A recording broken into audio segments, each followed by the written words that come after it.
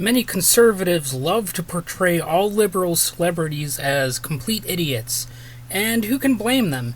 People gobble that up, and plenty of people don't want to spring to the defense of the rich and famous. Also, are there plenty of instances where celebrities have said things that have turned out to be incorrect? Of course. There's a little problem, though. Plenty of conservatives are celebrities in their own right, and they say stupid-ass shit all the time. Still, they stand ready to cue the Hollywood hypocrite theory any chance they get, because they know it resonates with quote-unquote real Americans. You know, the type who don't really question Fox News much, or corporations, or the military. Sure, they'll speak against big government, but mostly only when it comes to taxation. They also love to trash talk those godless liberal celebrities. Also, much like myself, they can get disgusted when it comes to politically correct talk. The same thing can be said for conservative pundits and anchors, always ready to get upset about ultra-PC liberals, and everyone they don't like is a liberal or a far leftist, of course. However, these people are just a bunch of crybabies and hypocrites. Don't believe me? Well, what happens when someone hates America, as they call it, which usually just means criticizing a foreign policy or certain historical injustices? What happens then? We could talk about Trump being ultra concerned about monuments and flag burning, which, let's face it, involves mere pieces of fabric or metal or stone. However, it obviously goes back way further than that. A pretty solid example that's still semi-recent is former Fox News personality Bill O'Reilly, who used to cut the mic on some of his unfavorable guests. Look at that honestly and tell me, what kind of big baby shit is that? Not only is it unethical and childish, but it's also stupid as hell. You don't invite someone to guest on your show, then cut the mic, or otherwise act totally uninterested in what they're saying. Well, okay, you can do that, but it makes you unprofessional and a waste of everyone's time. Still, at the time he did that, people really seemed to like it. It sort of made him a bad boy, a hothead who cared so deeply about his country that it totally clouded his judgment. He had to rage quit those interviews because he cared so much. That's exactly what's happening now, too.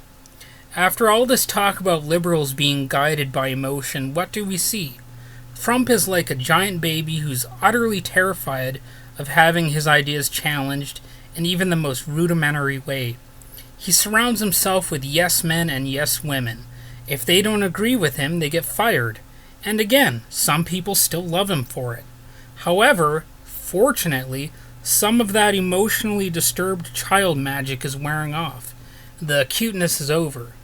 People are seeing that this childish tantrum business and the badly mapped out ideals have real-world consequences. People can and have died from his incompetence, and just as importantly, from people who are similarly incompetent. America is still childish, and it's a problem child. America is still a childish place, but some people are growing up more than before. They realize this political process, as it's called, should be more than a wrestling match. Indeed, even in 2016, there actually was more than the big showdown between Trump and Hillary Clinton. While it was, in a way, important for someone to debate Trump, it was ultimately still a ratings grabber distraction from what's really going on. At the core of even Trump's madness is an even greater malady, the two-party system duopoly. It paved the way for Trump, and also for the corporate militarist Democrats. While I won't say they are identical, I would say they have far too many things in common right now, including all these vapid appeals to emotion. So much of this country is dominated purely by being so shocked. There are many times where we should immediately ask, what is behind this shock, and what happens when the shock wears off? That's why they never want that to happen. If you're not shocked, frightened, panicked, and polarized, you might be more willing to apologize to your fellow man. You might be able to apply reason to a given situation, as opposed to just bashing a perceived problem, or shooting it, or throwing it behind bars. In other words, you might be smarter, less mentally unstable, and might actually ameliorate some of the age-old differences that separate us. Just as importantly, you might decide to never, ever let a bunch of warmongering sociopaths to hold the reins of our nation's institutions. On that note, dare I say it? A less fear-driven population might challenge the way these institutions are presently run and ultimately decide to make them more equitable and just. Our problems didn't begin with Trump, nor will they end with him. It seems almost laughable now, but there was a time when this country seemed less ugly. When Trump came along, it almost seemed like a bizarre transformation had taken shape. After all, this was the guy who kept claiming Obama wasn't born in America, that Obama was a secret Muslim, and that his predecessor was otherwise problematic. Most of his claims were fictional, of course. Yet enough Americans embraced his mound of bullshit that it helped propel Trump into office. Basically, you just smear the opponent, and it just sticks, right? However, that wasn't merely Trump's transformation. Trump actually tapped into dynamics that were already there. In fact, other presidents and other leaders tap into similar dynamics all the time. A lot of this involves cynicism, manipulation, style over substance, being two-faced, and relying on short memories to bury instances of hypocrisy. For example, there was a time where, as crazy as this sounds, it might have been more plausible to find a Trump-supporting peacenik. After all, Trump's initial rhetoric sometimes made him sound like an isolationist, or like he'd choose to have America mind its own business. That was all lies, of course, and Democrats have joined together in lockstep support of Trump's military budgets. So, we see how bad the two-party system ultimately is. Objectively. I'm not just being a radical here. It's just there for you to see, as well as for me to see. That brings up my next point. Loyalty is often dog shit. While some people have backtracked on support for Trump, he still has a shocking amount of support. That's often what happens with cult-like organizations. However, I won't bullshit you here. There is also cult-like support of the Democratic Party, which again is partly how we end up with people like Trump in the first place. While liberal Dems are slightly more likely to question their party, I can say I know self-professed liberals who turned against Julian Assange after the WikiLeaks releases, claiming that they compromised national security. Never mind that some leaks revealed serious war crimes. That didn't matter. In other words, they also, these liberals, as they call themselves, also will put the nation ahead of the truth. Why does that sound so familiar? Ah, yes. That's oddly similar to all that flag and monument fear-mongering by the Orange Menace himself.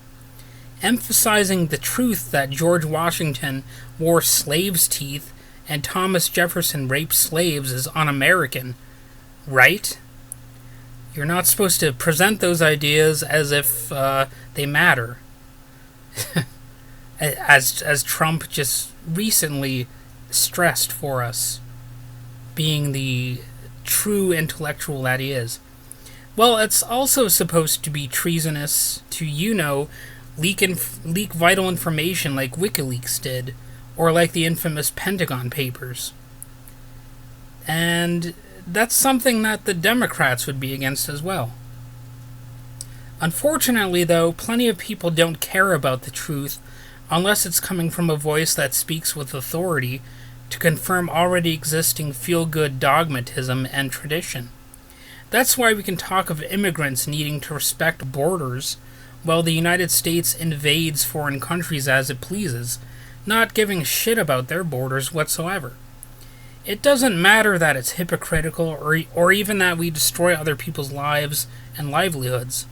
What they want to matter most is that something doesn't challenge the mythology that America can do no wrong. How much are things changing for the better?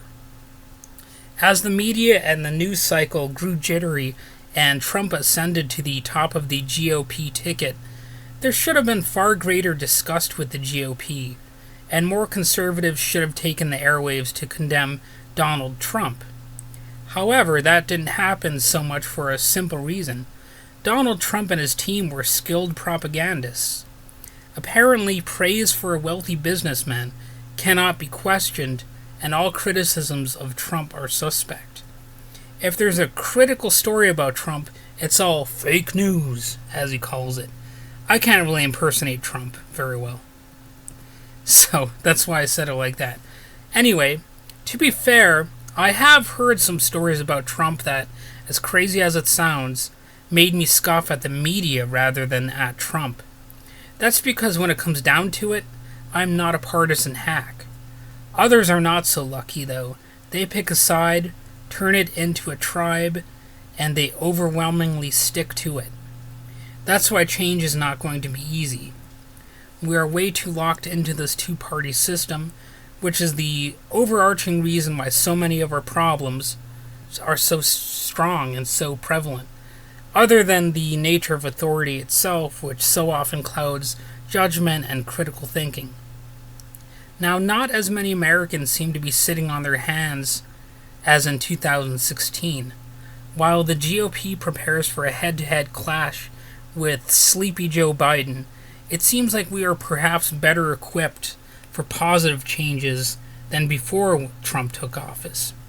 Then again, let's not get too optimistic here. There is a strong reason for a realistic, level-headed pessimism. Honestly, that can be healthier than it sounds, so long as it doesn't bog us down.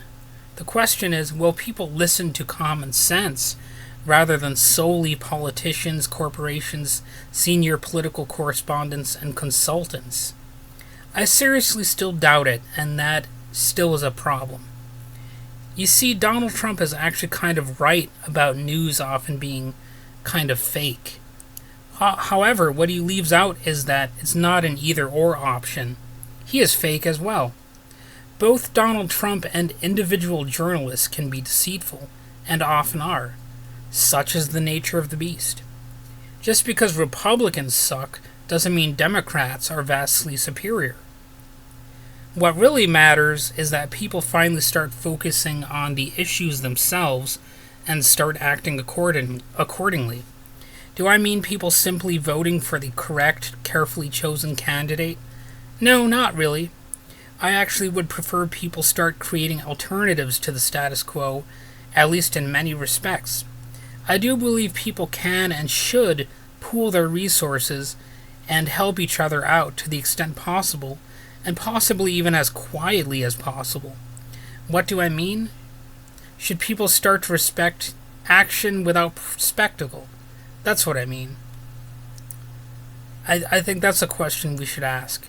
I think people don't need this political circus process in order to implement some positive changes. Because guess what? In a political circus, we just end up scooping up a whole bunch of elephant and donkey shit. The substance should be valued over symbolism, and the depth of meaning should overtake empty visual gestures. Society should be run sanely, almost like a giant cooperative filled with other cooperatives. You don't need a totalitarian strongman calling all the shots, no more than you truly need the rioting, looting mob that Trump and Tucker Carlson so want us to fear, and which admittedly can be scary. What we need is sanity, and that will tend to come from more intelligence than more power of the state. That can come from celebrities too. They can be intelligent, but someone is not correct just because we're fans of them. The time for absolute hero worship should be over, and I say good riddance.